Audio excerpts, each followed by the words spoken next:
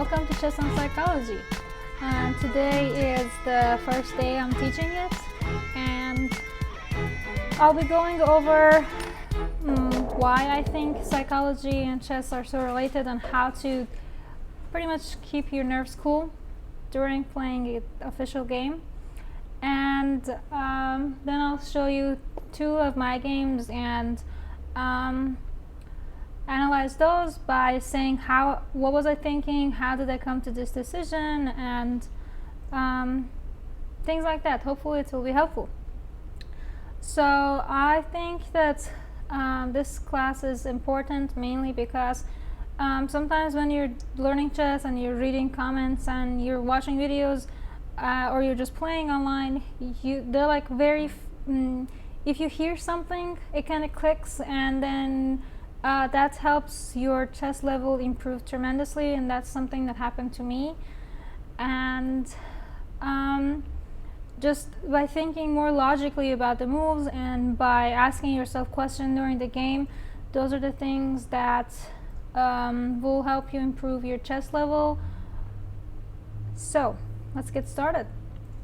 So this is a game that I played maybe about a little over a week ago in Pan-American tournament.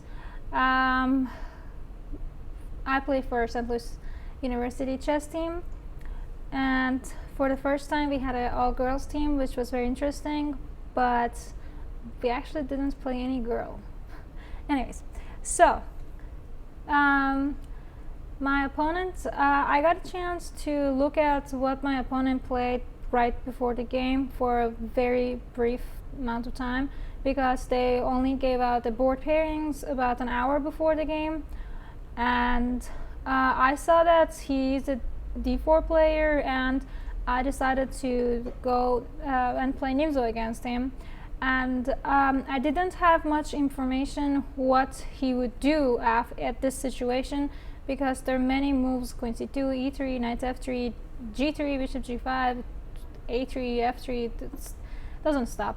So I wanted to play something that I was comfortable with, and especially because he was lower rated by maybe about 100 points.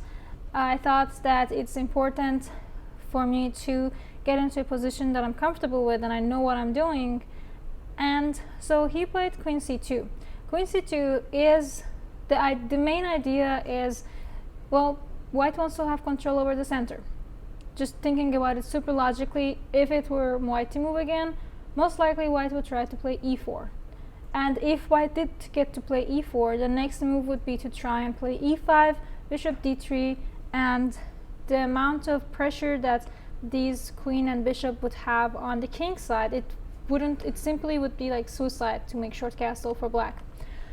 So there are many different variations here for black to play. There's simple castle, there's c5, d5, b6. There's so many different lines to look at. So one move that I've played years ago, and I thought that it would be a good idea to give it another try in this game, is knight c6. It's a sideline. It has a very simple idea. You want to fight the center. You want to play d6, e5, and because after the bishop is on b4, whenever they play a3, you would most likely exchange the bishop off. So the bishop is you're not really planning on keeping this bishop on the board, so it makes sense to have your pawns on these dark squares. Knight f3 is a very common move. You're just defending your d4 pawn. d6, I'm following with my plan. Bishop g5, after bishop g5, I thought that see, e5 is not that easy to do anymore, because if e5, there's always take, and there are maybe rook d1s, or then this knight is pinned, and it's just really frustrating for me to just have my hands tied up like this. So that's why I chose to play h6. And here it's like I'm questioning, where do you want your bishop to be? You want to keep your bishop on the board? Do you want to exchange it off? If he did decide to keep his bishop on the board, let's say bishop h4, so here it is important as black to start making candidate moves, because most likely this is an unknown, it's an opening that you wouldn't know every single move to. It's not that common, it's not like Lopez that you would know until move 30. So this is important that you can make candidate moves and you can start eliminating moves. So think about it like this: when the bishop goes to h4, usually the best way to start making candidate moves is to think about checks, then takes, then moves with threats, and then so usually by the end of these three you would have a handful of candidate moves that are worth considering. And if you can't come up with something like that, then you can start thinking about maneuvering your pieces, putting your pieces in better places, making your king safe, and just to come up with some sort of plan, or well, to just simply block what your opponent wants to do. So in this situation, the candidate moves are the two that you should definitely consider is bishop c3 and move with threat. How can you do a move that creates a threat? The simplest one, the most logical one, is g5, because when you play g5, the bishop has to go to g3. Now you start thinking, now that the bishop goes to g3, same principles. Think about checks and takes again, which is bishop c3, or this pawn is kind of hanging around here and it's only being defended by the knight. So think about g4. When the knight moves, you just grab up a pawn. This is something that it's worth considering, but it's up to you to decide if you want to push your g pawn or not. I would do it, especially because this is such a strong pawn in the center. If my knight is on d4, then I can start planning on maybe doing c4, maybe c5, sorry, maybe e5 and opening up this bishop. It's so, you are already controlling the center as black. You would have so much more opportunity just before move 10. So yeah, in the game my opponent took on f6. I took back with the queen. The idea of e5 still stands. He played a3 because I assume he was also kind of frustrated with the bishop over there, because you don't know if I'm going to take it, if I'm just going to keep putting pressure on it. Take. So now, the way to think, what does white want? Because it's so easy to just say, you have short castle right here. You can make a castle, but it would be a little premature. There's nothing wrong with it, but if you make castle, you give white the chance to start pushing over here with b4, gain more space, and then most likely something like b5, and it would just be annoying for you to do it, to have to play that position. So in order to take away the b4, what should you do? Yep. This doesn't require that much calculation. It's just something that you see what your opponent wants to do. You don't let him do it. So after a5, I clearly want to try and play a4 and put this knight in b3 because it's a really good outpost. So I think that the move that my opponent should have considered is b3. Just because if I do this a4, now you get to play b4. I can't play knight a5, knight b3 anymore, at least of all, and it would just be psychologically, I wouldn't like to if I could have that knight in b3, psychologically it would give me an advantage because I'm advancing my pieces, I'm gaining more space in the queen side, and I have a clear plan. But in this situation, if white would have played b3, then I wouldn't have that psychological and space advantage. He decided to play g3 because he wanted to fianchetto his bishop. So I have two options. I can try to play the same a4, knight a5, knight b3, or I could try and face this bishop coming to g2 off with another set of moves. Suggestions?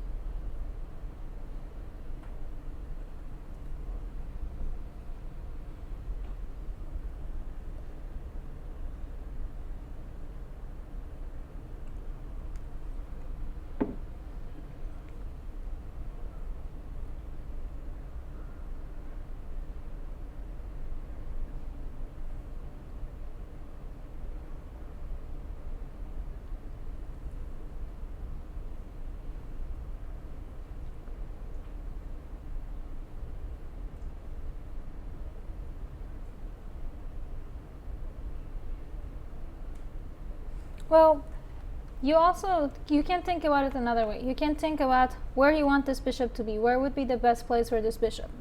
In that situation, if you do play this a5, a4, knight a5, let's say you put your knight on b3, and then where the bishop is on g2, this bishop can, let's look at it like this. Let's say you do get your knight on a5. Where would you place this bishop? Are you gonna try and play e5 and bring your bishop out from this side?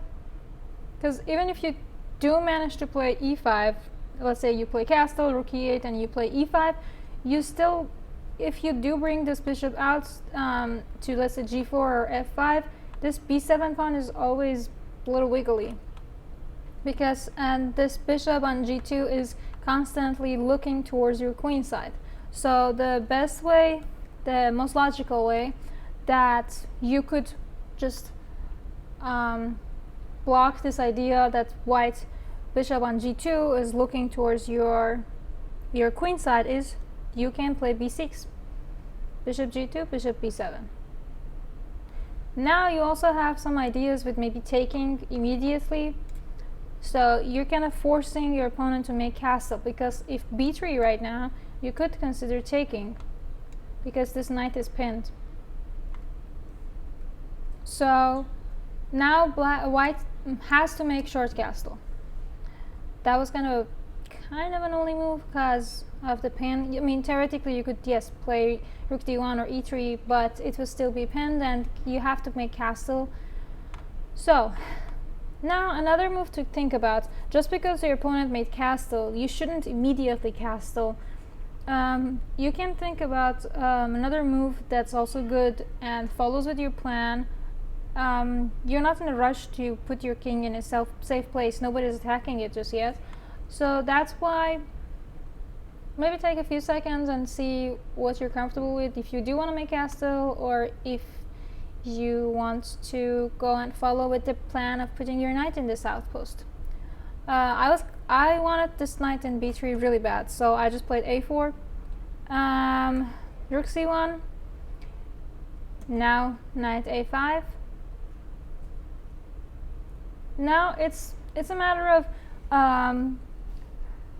for white, if white doesn't do anything, like give me 2 moves, 3 moves, I'm gonna play c5. I'm gonna try and stabilize this pawn structure over here, and then I would put a rook, I would make castle, I would put this rook on f8 to c8, and I would start attacking your c4 pawn. So my idea is, if you give me a few moves, I'm gonna make castle, I'm gonna play c5, I'm gonna put this rook to c8, and I'm attacking this guy. So the best way, so now that you know my idea, think about what is the smartest way for white to not let me play this sequence of moves.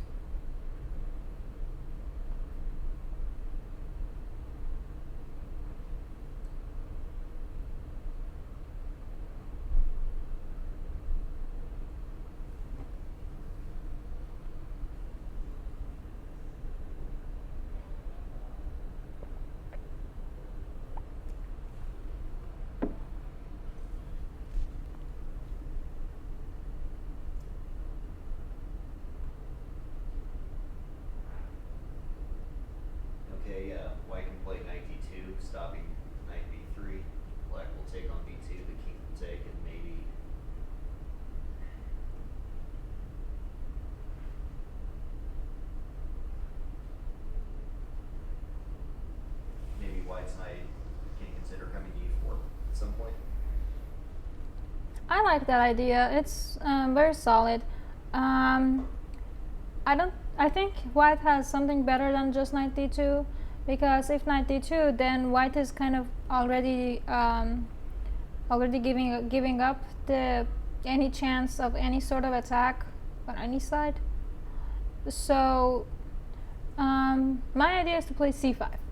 I want to play c5 as black. Okay. So white can play c5 himself? Yeah, that's the idea. That should be at least one of the candidate moves that you could consider. So I think your two candidate moves should be knight d2 and c5. My opponent chose to play c5, which I think was the best move because it gave me some troubles. I have to play knight b3 because if I start taking on c5, let's say for example I take c5, you take back. I think I do have to exchange the queens off, and then I think white is better in this position. White has no weaknesses, whereas I have this weak a4 pawn. Well, the b2 pawn is also kind of weak, but I'm not planning on attacking it anytime soon. I can't take this because my c7 pawn would be extremely weak. And next, if it were white to move again, white would most likely exchange these pawns off and put the rook on c7. So taking is not a real option. Knight b3, you're following with the plan. You're placing your knight in the place that it belongs. Now, if white would simply move the rook anywhere, you have the option of taking with either d or b, and as soon as white would take back, you would take back with the knight. So now for white, think a little about making candidate moves and choosing between them.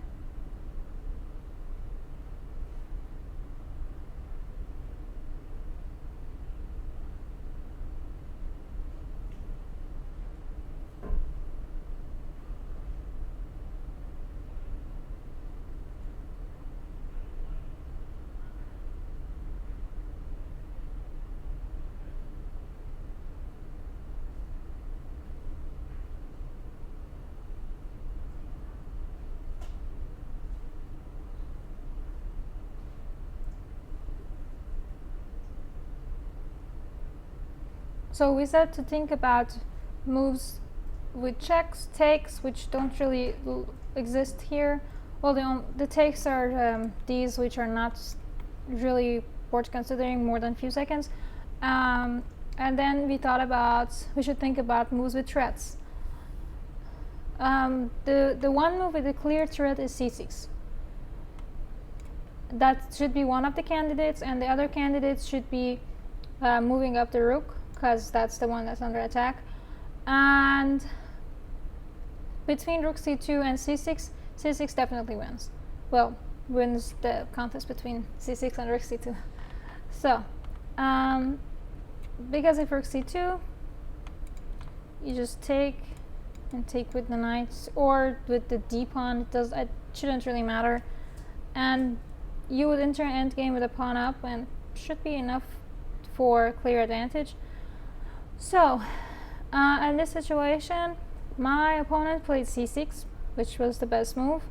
Now, to start making, don't start calculating. Start making candidate moves. What should your candidate moves as black be?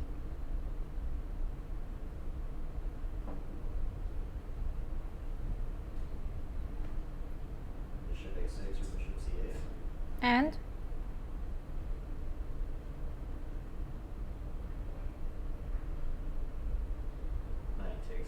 yeah, don't start calculating. Just have these. If you see a move that is a clear blunder in one move, then yeah, that's off. But if it's not a clear blunder, then knight c1 should be a candidate move, because when after knight c1 there is this knight e2 that's a fork, and there's the queen. So it's worth considering. But after further consideration, let's say if you take knight c1, you end up with well, 2 pieces down. So, but it is important that you consider it, because let's say if your king has already made the castle, then this knight c1 would be the winning move, because after b would take in this situation, if your king as black was already in castle, then b takes a8, making a queen with an f1. So bishop a6, oops, here, bishop a6 is the best move. And the idea with bishop a6 is that you're putting your bishop in a better place, you're attacking the rook, and you're attacking the pawn. So white's options are pretty limited. White has to do something to protect the rook and the pawn. So rook c2 is the clear, because if you play rook e1, I mean, you can consider it, but in this situation, rook e1, you would just, as white, you would just be pinning yourself, I think, internally, because you can't really move the pawn and you can't really move the rook to unpin. So after bishop a6, rook c2. Now it's important that you can decide, you can think about both sides and think, what are the threats, what does white want, what does black want. Ideally, black would want to eventually play d5 and play bishop c4 and cut off the communication between this queen and rook with this pawn. So that's the ideal situation, but it's far from reality at this situation. What would be the ideal pawn structure situation for white?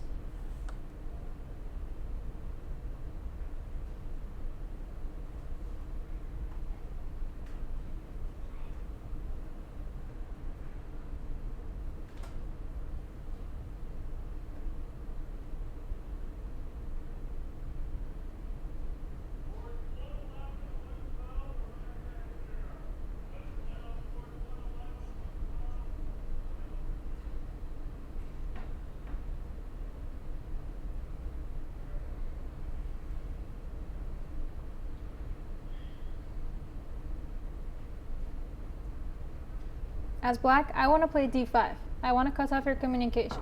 So as white, you would want your pawns to be e4 and d5. Yes.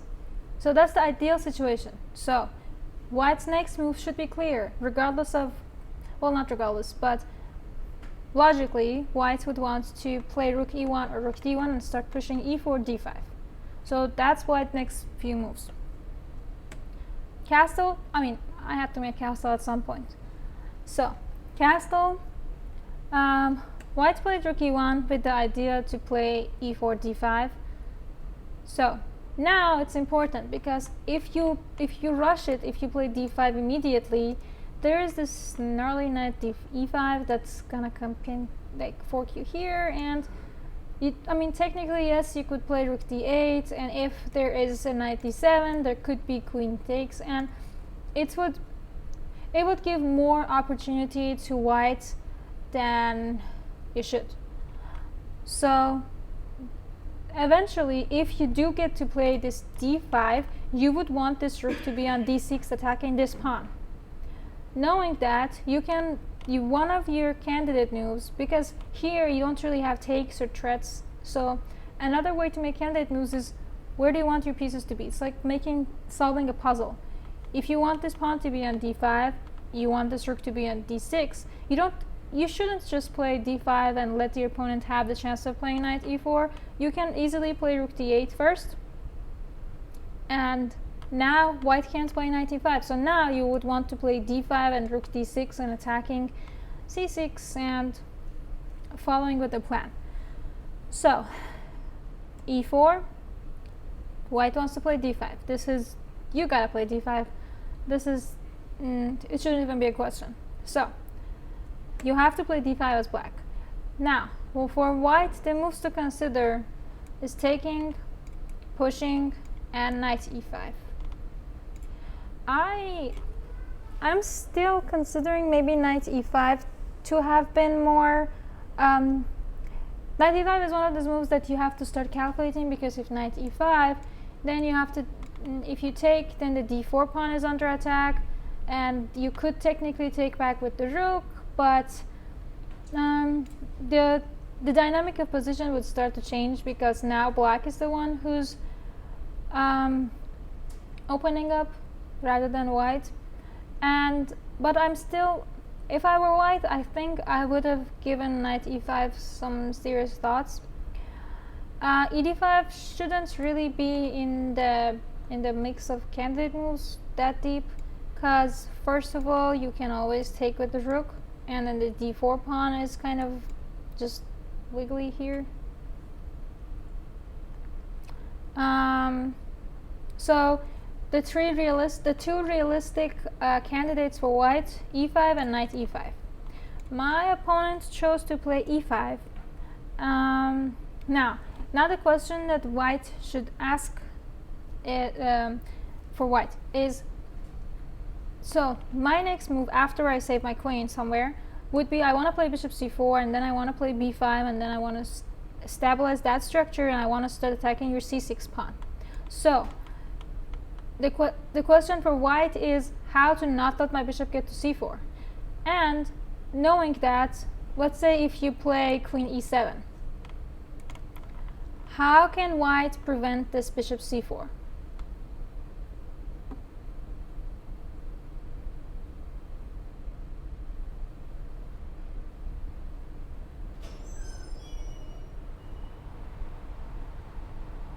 Bishop f1. Yep. So if I can't play bishop c4 anymore, I could exchange it off, or I could try to play b5 and keep this bishop here, but this kind of looks like a tall pawn. So I think in this situation, ideally, well, realistically, you kind of have to trade it off. And then your pieces are kind of uncoordinated, because you still have good chances. You could try and move the rook, start pushing here, and things could still happen, but it's not that strong, clear plan that you had as black. So after e5, think about, so you know your opponent's next move is kind of bishop f1, regardless of what you do. Well, after you move your queen. So think about when bishop f1 happens, this knight is losing one of its protectors. So, and if you do get to play bishop c4, let's say bishop f1, bishop c4, bishop takes c4, d takes c4, queen would want to take c4, right? So if the queen would want to take on c4, then this knight would again be unprotected, because the bishop is already exchanged off and the queen is on c4. So in this situation, your candidate moves are clear. You only have 3 logical moves: queen e7, queen g6, and queen f5. How to choose between them? Some might say queen e7, it's like you could do queen e8 and keep attacking the pawn, and queen f5 might be a little too much because you can't come back to e7 on this side anymore. But that's, so between those candidates, we looked at queen e7 after bishop f1. Black's plans kind of don't work anymore. So if queen f5, bishop f1, now what is the difference between having the queen to e7 to f5? The difference is the attack on this knight. So in this situation, you do have this bishop f4. So sorry, bishop c4. So bishop c4. If white decides to exchange it off, you have this b5 coming up next, and the pawn on c6 is already planning for his funeral. So after bishop c4, black has a clear plan. You want to play b5, and you're gonna go for this pawn. The way that white could think is, well, first of all, white has to kind of defend this knight. That's why I think my opponents played rook e3, b5, stabilizing that bishop over there. Here my opponent came up with a very interesting plan. It might be kind of hard for some to see. I didn't see it in the game. I caught up on it when it was happening. But so white still ideally wants to force black to change off these bishop without having to take it. So, oops. White wants to create some sort of situation that this bishop would be exchanged off with this bishop. So, keeping that in mind, My opponent did some desperate tries here, some knight h4, queen g4. I'm going for the first rank weakness. So he just went back, and in this situation, I realized that this rook is doing absolutely nothing over here, and that it would be more useful in b8. So that's what I did. My opponent came up with a 4-move plan that that if he managed to execute it, I would lose my queen. It was between either losing my queen or having to exchange off the bishops willingly from my side, moving my c4 bishop. So take a few minutes, few seconds, and see if you can come up with this.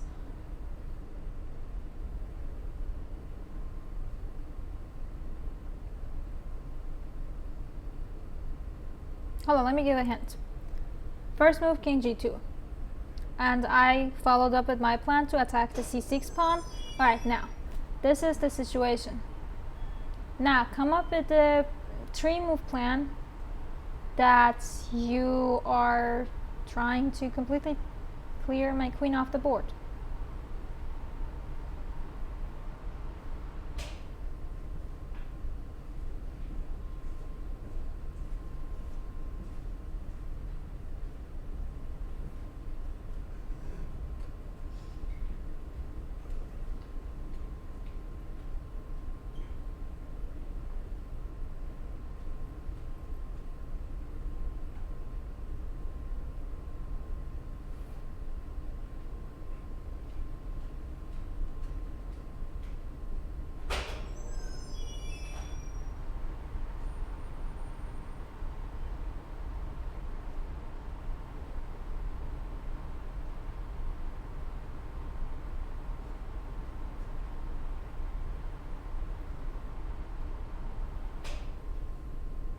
Are you looking at h3, queen h5, g4, queen g6, bishop d3? Yes and no, Okay. because you have the moves right, but not the move order. Because if white starts playing h3, g4, it creates some weakness that potentially I could start exploiting.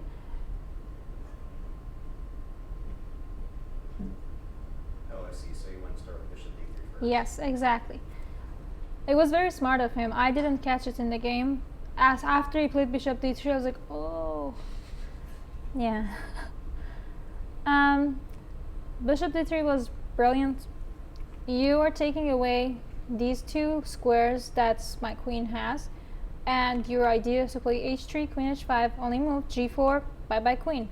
So I have to take bishop d3. If someone can come up with a better move than bishop d3, please hit me up. Alright, so I had to play bishop d3. Queen takes d3. I thought maybe rook d3, but if rook d3, maybe I had something like queen e4.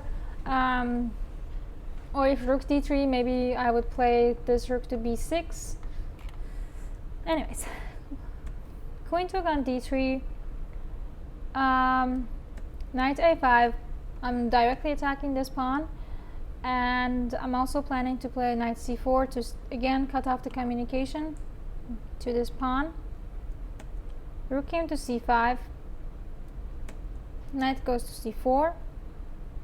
So my idea here is very simple. I'm gonna keep putting pressure on the c pawn. But the problem is, even if, okay, one step at a time. Right now I'm attacking the bishop, the rook, and the pawn. So you have to play rook e2. That's not really a question. In this situation, if I do play something like rook b6, I can never really take this c6 pawn because my b5 pawn is always under attack with your rook. So that's kind of out of the question. So try and make some candidate moves, and then we'll go over why I did what I did.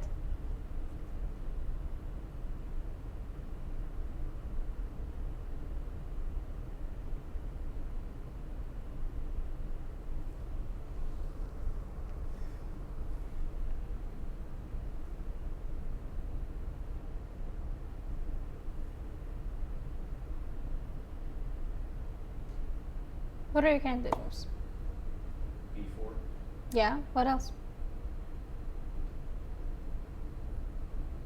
Rook A6. Okay.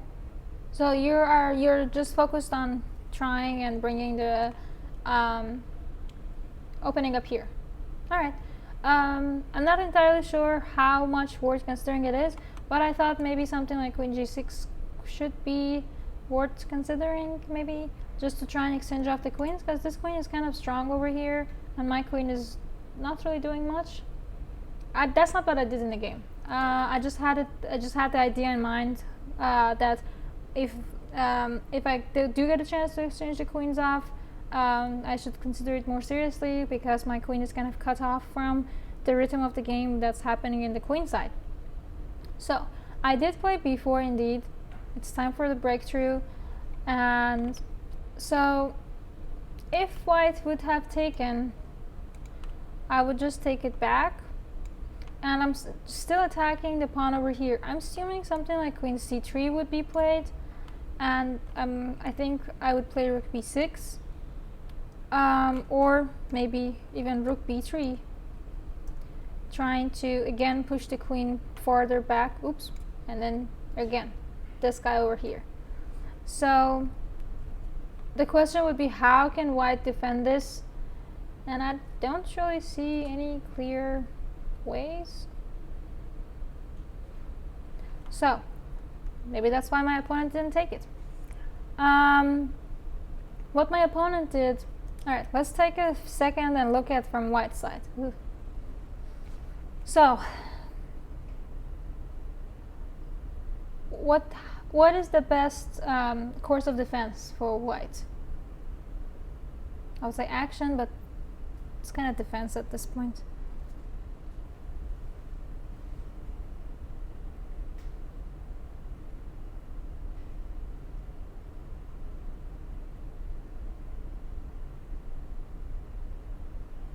Or something that, if white doesn't do anything, if it's my turn again, I'm gonna take b takes a3, b takes a3, rook b3, attacking your queen, and when you move the queen, your knight goes bye-bye. So knowing that,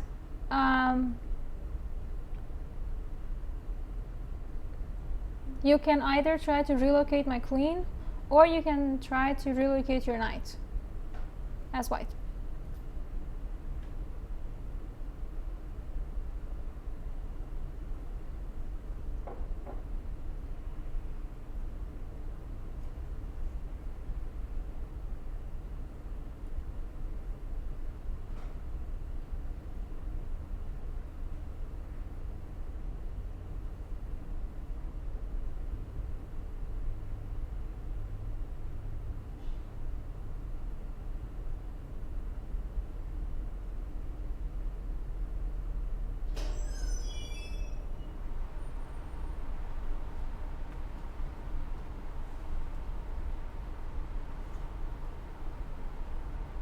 Any candidate moves?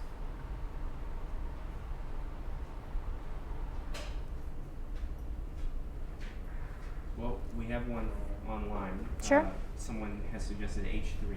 Yeah, that's what I thought. h3 should have been should definitely be a candidate move, because if h3, if I do play queen h5, there's always g4. If there's queen g6, and if white does manage to get the queens off the board, I think white's position is still pretty uncomfortable, and as black, I have way better chances of winning. But let's flip it back. But at least right now, white doesn't have to worry about a weak king or this ideas of me taking b3 and rook, taking a3 and rook b3. So, I mean, as white, your rook is extremely misplaced over here and kind of trapped. So that's h3 is definitely a move worth considering for white, because white doesn't really have much option. I mean, it's kind of between two moves. It's either h3 that you should consider, or something like knight d2. That's what my opponent did in the game. He played knight d2. His idea was pretty clear. He wants to take away this strong knight. He wants to exchange it off, and he also wants to not let me play this rook b3 if I do take on a3. Now, right now this knight is pinned, so I can't really take on b2. So you have few options. First, candidate moves. Checks, takes, threats.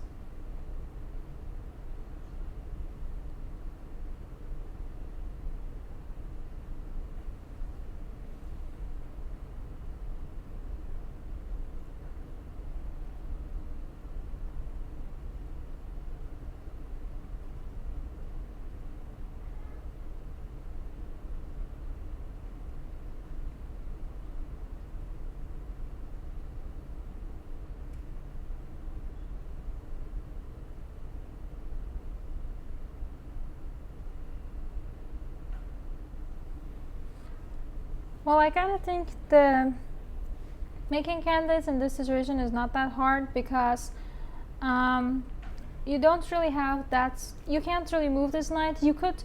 I think you should give it a few seconds to think about the sacrifice, but you can almost immediately see that it's completely wrong and it's not going to work. But it's worth considering it, and candidate moves are just the moves worth considering. And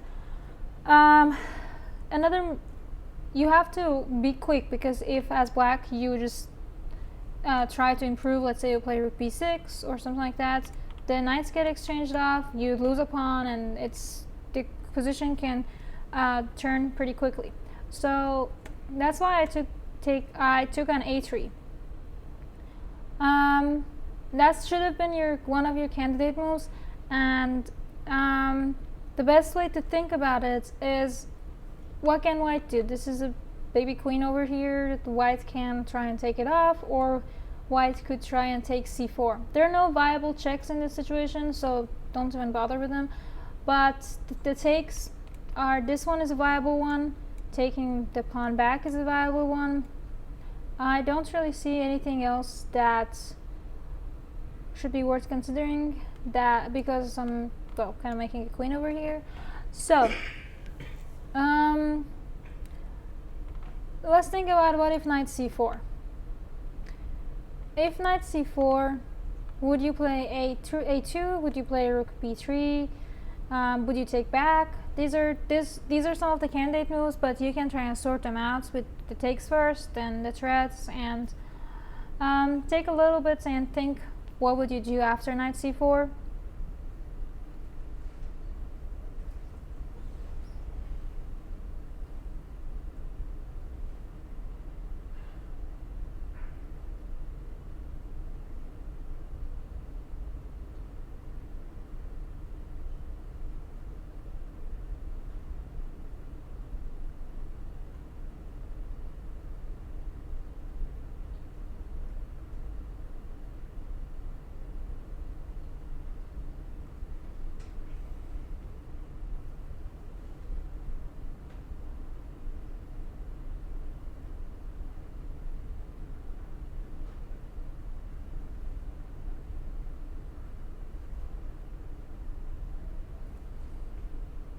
I would play d takes c4, and if queen takes a2.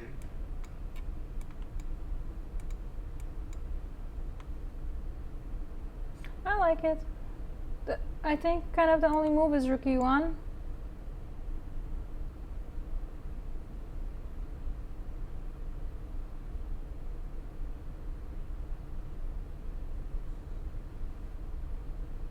You could think about something like rook b2, take a6, rook b1.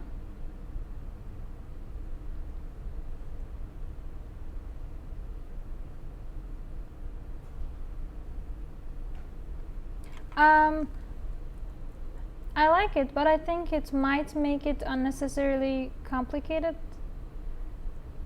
Well, if the queen takes,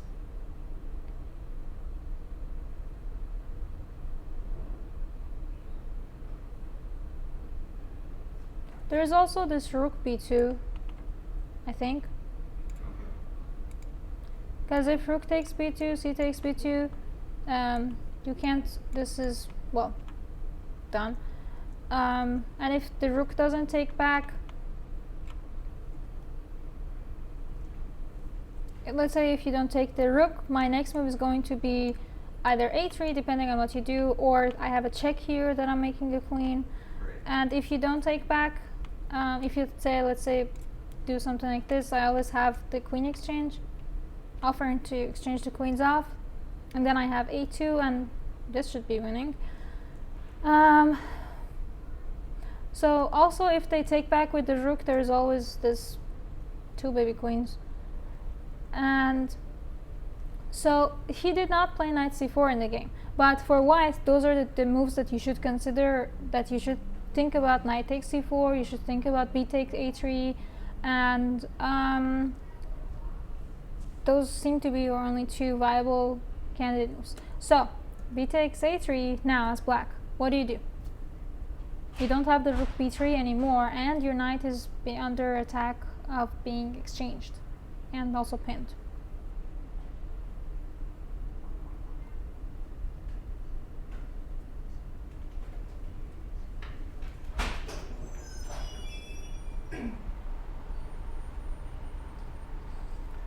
So the best way to try and make a decision of how you want to think about it as black is, well, you kind of have to come up with something that keeps your knight on the board, because this knight is extremely strong. It's cutting off the rook and it's kind of dominating the position.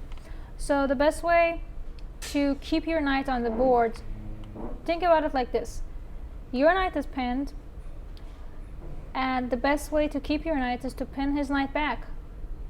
How can you pin this knight?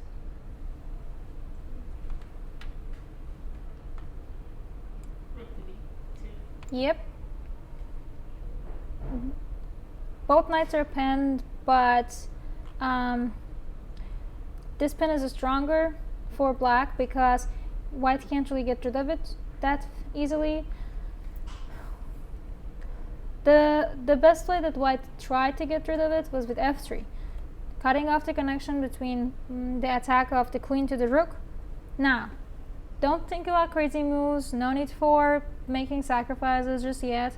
As black, just think about making candidate moves, keeping your pieces and keeping pressure on your opponent. What would be your candidate moves?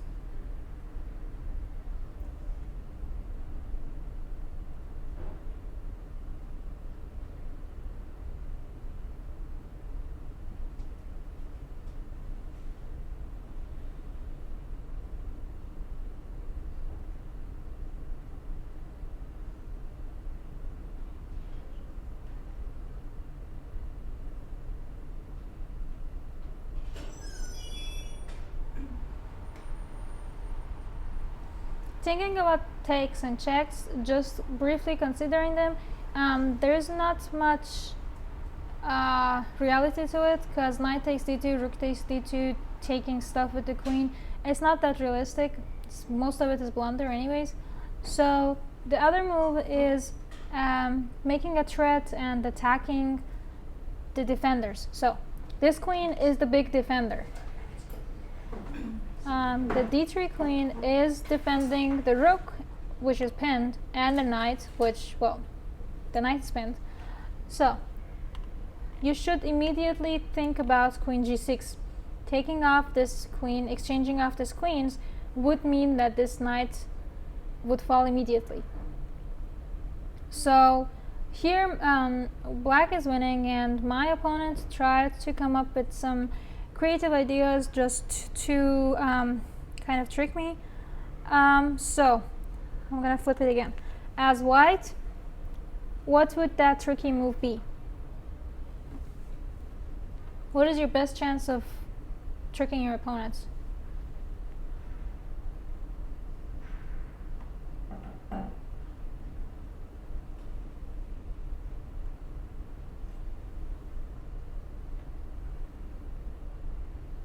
To review briefly, if you take, it's winning for me, for black, because this knight is completely pinned and you can't move it. Next move I'm gonna pick it up. And your queen doesn't really have anywhere to go, because if you go to c3, I would most likely simply play something like rook b6, or I would hunt your queen. I want the queens to be exchanged, and that's what I'm going for. So after queen g6, what's the move for white to try and like one last try to trick opponents?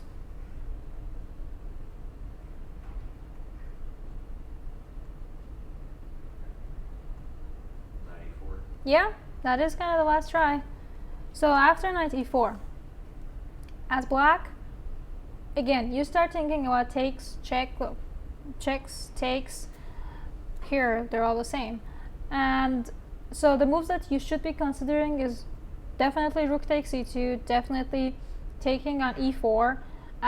But you can kind of eliminate both of them immediately. Rook takes e2, it takes away all of your attack, and your knight is still pinned here. D takes e4, there is this queen c4, which would continue attacking your rook over here. So ideally, you would want to take on e4, take on c4, and then have this take on f3. But if you do manage to, let's say, if you do manage to get this, there is always going to be more. White could most likely hold this, even if you give some check here. There is this maybe king e3, and you don't have enough material to attack. This rook is under attack. So the best way for black to continue is to play rook b3.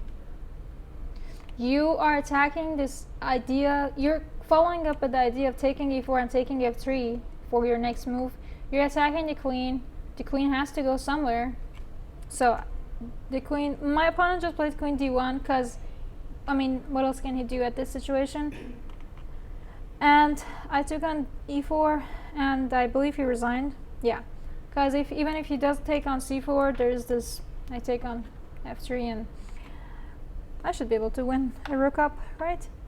So that's what I had for today. I had another game, but we didn't really get to it. And I hope you enjoyed it.